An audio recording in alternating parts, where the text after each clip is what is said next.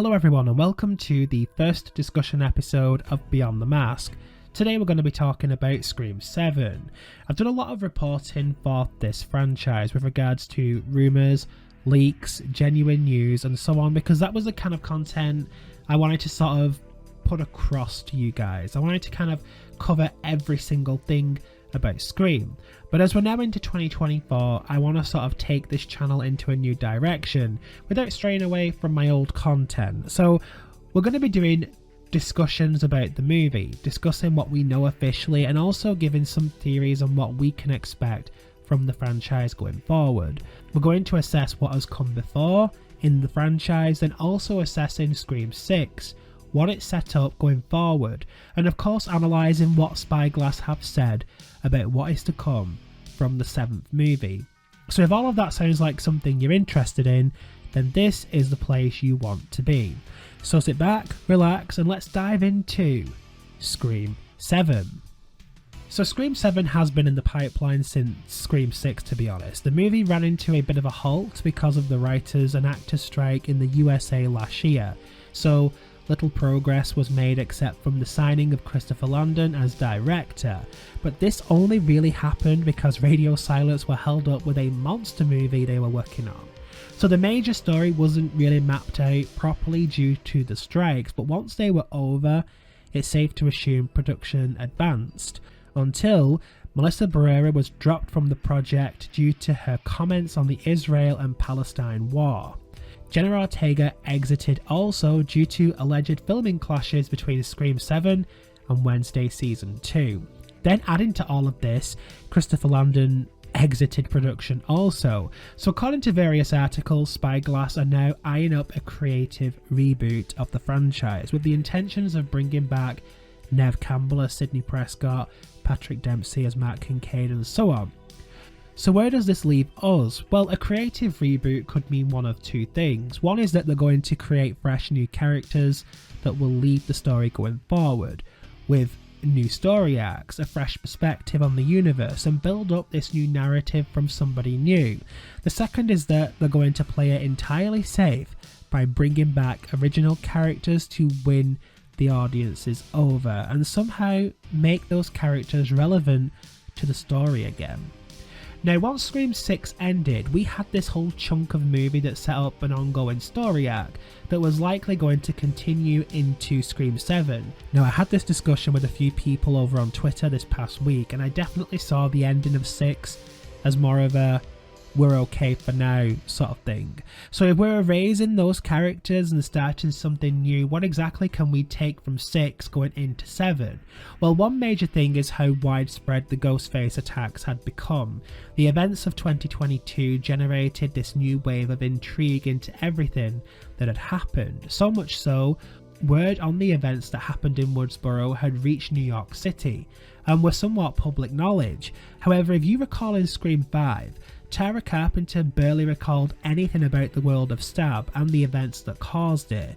So right now, Ghostface and the attacks will be quite well known once again, especially as the location of the last attacks was in New York City. So the possibility of creating another Ghostface elsewhere in the world are not much of a reach at this point in the story. Another thing Scream 6 set up, which I believe people overlook due to the character's limited screen time, was the way they handled Gale. If they intend on bringing back some of the original characters, and she is amongst them, which I absolutely believe Courtney Cox will return if she's asked, then 6 showed us that Gale had this sort of guilt towards Dewey and his death. She had regressed by writing a book once again. She'd met somebody new in the hopes of replacing him somewhat. However, when she's challenged over Dewey in her phone conversation with Ghostface, she ends up breaking down almost instantly because she's still not over his death and has still struggled with living without him. So much so that she met somebody else very quick. She alludes to this in her conversation with Sam, so that is an arc that they may set up with some emotional weight, especially if she's reunited with Sidney in Scream 7, as both were close and shared this connection to Dewey. And I feel like Gale's story and how she gave up at the end of 6 was pretty much connected to her emotional state, which people haven't really discussed, but that's always been my theory. So with the setup provided in Scream 6, it seems there's an easy route to take here.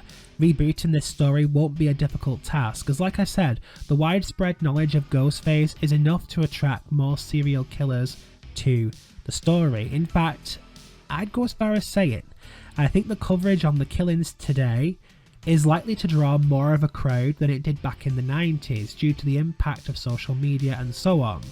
So they could dive into entirely new characters here. I don't think they're dependent on legacy characters as much these days, and from a story perspective, it wouldn't be a reach at this point if an attack happened completely unrelated to Woodsboro at another location. That being said, I do think they will try and bring back some of the original characters to the franchise, because they're going to want to win back some of the fans that have pulled away following the whole Melissa Barrera controversy. So continuing the story discussion here, it's going to be interesting because if you're sat in the writer's seat for this next installment, do you create new characters with the intentions of their arcs spanning over a few movies, or do you write for existing characters with the hopes the audience will simply accept them back as lead characters? It's a tricky one, because on one hand, each Scream movie has felt like its own story within its respected movie, so the story begins and concludes at the end, to a point. So if they did want to introduce new people here, it wouldn't be much of an issue if this was to be a singular movie. It all depends on their intentions. Rebooting the franchise and naming it so with just one movie in mind seems a little silly to me at this point. So my mind is going to run with the assumption they want more movies to continue this story into a possible 8th movie as well. Unless they find a way to conclude the story, which is a different thing entirely. If they bring back survivors from the previous installments with the intentions of 7 being the climax of the entire franchise, that could likely be a safe way to give them arcs that would work well for the story. I mean, this being a continuation of 6, but also being the final one, would still allow it to seem like it was part of the whole reboot trilogy, with 5 and 6 and then 7 concluding the franchise overall. Another option they could go with is setting the timeline around the same as 6, with Sidney's happy ending being destroyed by a Ghostface who attacks her and Mark as they attempt to go into hiding. It could easily explain the absence of the Core 4, as they'd be in New York at the time, and we could set up brand new characters centered around Sidney and Mark in their current lives. Come to think of it, this isn't a terrible way to approach this, without explaining Sam and Tara's exit on screen with some cheesy throwaway line, you know. This likely won't happen, as they've already called this a reboot, unfortunately, so we're probably going to get a fresh new story once again.